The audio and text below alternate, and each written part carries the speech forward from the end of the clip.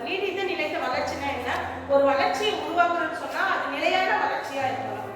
எப்படி உருவாக்குறதுன்னு சொன்னா இந்த 9 கருப்பொருள்களை கொண்டுதான் நம்ம உருவாக்க வேண்டும். இந்த 9 கருப்பொருள்ல நான் எடுக்கக்கூடிய தலைப்பு எது தலைப்புன்னு சொல்லி பார்த்தேன்னா, வறுமை இல்லாத மேம்படுத்தப்பட்ட வாழ்வாதாரம் நிறைந்த கிராம ஊராட்சி. ஒரு கிராமத்துல வறுமையே இல்லாம இருக்கணும் அப்படின்னு சொல்லி நம்ம பார்த்தோம்னா, வறுமையை எப்பவுமே போக்க முடியாது, ஆனா வறுமையை குறைக்க முடியும். வறுமையை குறைப்பதற்கான நடவடிக்கைகளை அரசாங்கம் பல்வேறு துறைகள் மூலியமாக எடுத்துட்டு வராங்க.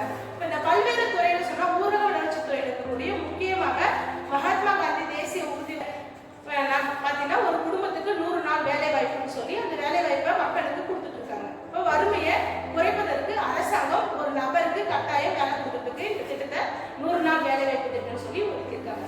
அடுத்தது நம்மளுடைய பொது விநியோகத்துறை மூலமாக ரேஷன் கடை சொல்ல நியாய விலை கடை மூலமாக மக்களுக்கு ஒரு நபருக்கு 5 கிலோன்னு சொல்லி மாதத்துல 20 கிலோ அரிசி, மானியத்துல சர்க்கரை, இந்த மாதிரியான உணவுப் பொருட்களை அரசாங்கம் கொடுத்துட்டு இருக்காங்க. அப்புறம் பெண்களுக்கு இலவச பஸ் வசதி கொடுத்துருக்காங்க. எதுக்கு கொடுத்துருக்காங்கன்னு சொன்னா பெண்கள் முன்னேற்றத்திற்கு கட்டாயமாக வெளியில போய் போக்குவரத்து மூலியமாக வாழ்வாதாரத்தை உயர்த்துவதற்கு, வறுமையை போக்குவதற்கு வேலை வாய்ப்பு முக்கியமானது. அந்த வேலை வாய்ப்பை மக்கள் அடைவதற்காக வறுமை இல்லாத கிராமத்தை உருவாக்கணும்னு சொன்னா கட்டாயம் அனைவருக்கும் வேலை வாய்ப்பு கொடுக்கணும். அடுத்தது முதியோருக்கான திட்டங்கள் இருக்கு. முதியோருக்கான திட்டங்கள் வருவாய்த்துறை மூலமாக ஓய்வூதிய திட்டத்தை வந்து முதியோர்களுக்காக ஒதுக்கப்படுறாங்க, கொடுக்குறாங்க. அப்புறம் அடுத்தது நம்மளுடைய தேவையை எப்படி போக்குவது, இளைஞருக்கான வேலை வாய்ப்பை எப்படி உருவாக்குவது, மகளிர் குழுக்களுக்கு எப்படி வேலை வாய்ப்புகளை உருவாக்குவதுன்னு சொல்லி அரசாங்கம் பல்வேறு திட்டங்களை பல்வேறு துறைகள் மூலியமாக கிராமத்துக்கு கொண்டு வராங்க. இந்த கிராமத்துல ஒரு புதிய திட்டத்தை உருவாக்குறான்னு சொன்னா அந்த திட்டத்தை எப்படி மக்களுக்குள்ள கொண்டு போறதுன்னு சொன்னா கிராம சபை தான். ஒரு கிராம சபை கூட்டத்தின் மூலமாக மக்களுடைய வறுமையை தேவைகளையும் கண்டறிந்து அதற்கேற்றவாறு துறைகள் சார்ந்த திட்டங்களை தொகுத்து மக்களின் தேவைகளை உடனுக்குடனே பூர்த்தி செய்வதுதான் இந்த நீடித்த நிலையான வளர்ச்சியை உருவாக்குவதற்கு இந்த கருப்பொருட்களை அரசாங்கம் 9 கருப்பொருட்களை ஒதுக்கியிருக்காங்க. அடுத்தது நம்ம தகுதியான குடும்பங்களை எப்படி தேர்வு செய்யறது அப்படின்னு சொல்லி பார்த்தோம்னா, நம்ம கிராமத்துல இருக்கக்கூடிய அதாவது தகுதியான குடும்பம்னு சொன்னா வறுமைக்கு மேம்படுத்தப்பட்ட குடும்பம், வறுமைக்கு கீழ் உள்ள குடும்பம். வறுமைனா யார் ரொம்ப ஏழ்மையா இருக்காங்க, கணவனை இழந்திருக்காங்க, எந்த குழந்தை படிக்கல, எந்த விதத்துல அவங்க வந்து வருமானம் பார்த்தோம்னா துணி, சாப்பாடு, அதாவது உண்ண உணவு, உடுத்த உடை, இருப்பிடம். இதில் இந்த தகுதியான குடும்பங்களை எப்படி கண்டறியுது அப்படின்னு சொல்லி முதல்ல நம்ம ஒரு கணக்கெடுப்பை நடத்தணும். இந்த கணக்கெடுப்புல யார் நடத்துவாங்கன்னு சொன்னா தன்னுடைய பகுதியில கிராம வறுமை ஒழிப்பு சங்கம் விபிஆர்சி இருக்குல்ல, அந்த விபிஆர்சி தான் கிராமத்தை 4 விதமா பிரிக்கிறாங்க. 1 ஏ வசதி, 2வது பி நடுத்தரம், 3வது சி ஏழை, 4வது டி பாத்தீங்கன்னா மிகவும் ஏழை. இப்ப இந்த மிகவும் ஏழை இருக்காங்களா அவங்க வந்து இலக்கு மக்கள் பட்டியல வந்துடுறாங்க. அந்த இலக்கு மக்கள் பட்டியலில் இருக்கக்கூடிய வறுமை ஒழிப்பு சங்கத்தின் மூலமாக கணக்கெடுக்கப்பட்டு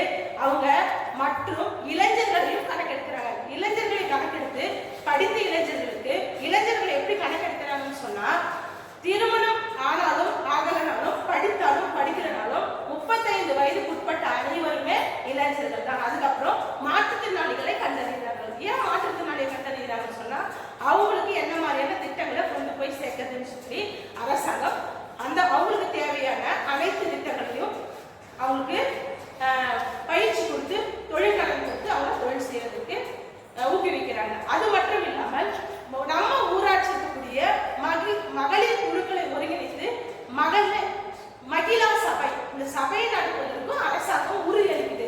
இந்த மாதிரியான நடவடிக்கை எல்லாம் மேற்கொண்டா இந்த மாதிரியான நம்ம தேவைகளை கண்டறிந்தா தீர்மானத்தின் மூலமாகவும் தன்னுடைய கிராமத்தில் இருக்கக்கூடிய மக்களின் அடிப்படை வசதி காரணமாகவும் மக்களின் வேலை வாய்ப்பு பொருளாதார முன்னேற்றத்திற்கு இந்த மகிழா சபை என்பது முக்கியமானது. அடுத்தது நம்ம அமைப்பு சாரா தொழில்கள் மூலமாக, அதாவது கட்டட தொழிலாளர்கள் இருக்காங்களா அவங்களையும் கண்டறிஞ்சு அவங்களுக்கும் அந்த திட்டங்களை கொண்டு போய் சேர்றதுக்கு அரசாங்கம் கொடுத்துட்டு இருக்காங்க.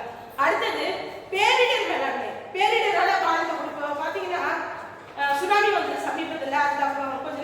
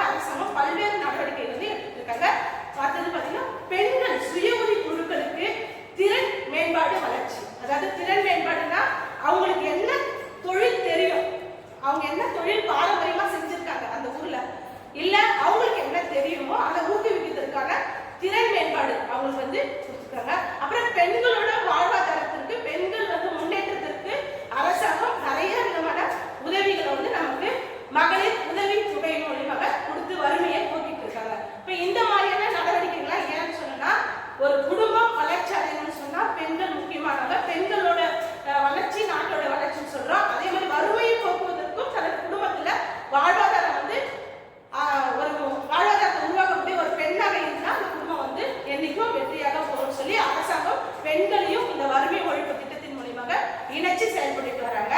இது இல்லாம நம்ம தோட்டக்கலை வேளாண்மைக்கு இப்போ உணவு உற்பத்தி அதிகரிக்கணும்னு சொன்னா வேளாண்மையும் தோட்டக்கலையும் உள்ள வருவாங்க.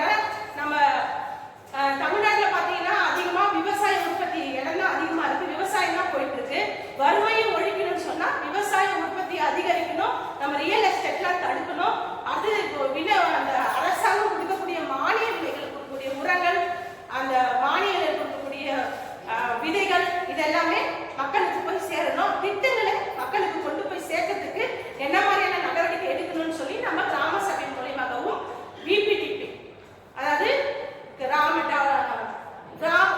ஊராட்சி வளர்ச்சி திட்டத்தின் மூலியமாக நம்ம தேவைகளை கண்டறிந்து அதற்கென்றவாறு திட்டங்கள் தயாரித்து திட்டங்களை மக்களின் வெளிப்படையாக வைத்து மக்களிடம் ஒப்புதல் பெற்ற பிறகு அதை கிராம சுவராட்சியில் அதை பதிவேற்றம் செய்து அதற்கான திட்டத்தின் நிதியை ஒதுக்கி தன்னுடைய கிராமத்தை வறுமை இல்லாத வாழ்வாதாரம் நிறைந்த கிராம ஊராட்சியாக மாற்ற வேண்டும் என்று இந்த திட்டத்தை சிறப்பாக செயல்பட்டால் நம்மளுடைய கிராம ஊராட்சியில நீடித்த நிலைத்த வளர்ச்சி உருவாக்க முடியும். மக்களோட வளர்ச்சியை உருவாக்கணும்னு சொன்னா நம்ம நாட்டோட வளர்ச்சியும் உயரும் என்பது இந்த 2015